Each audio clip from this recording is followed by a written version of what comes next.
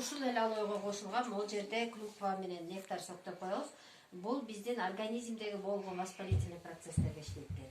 Например, баардык эле оору, мисалы воспаление менен ооруган оорунун баары эле ит окончаниясы менен бүтөт, простатит, цистит, бронхит, гайморит, ит дегендин баары тең воспалительный процесс.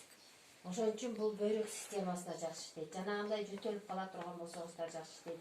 Гайморит болуп кала турган болсо, гайморит өзүнөн өзү эле мурунга келип суук тийип калбайт. Бул тамаңга сөткөндөн, бөйрөккө суук тийгенден гайморит болот. Ошон үчүн медицинага бара турган болсоңуздар, гайморит боло турган болсо, сөзсүз антибиотик жазып атпайбы?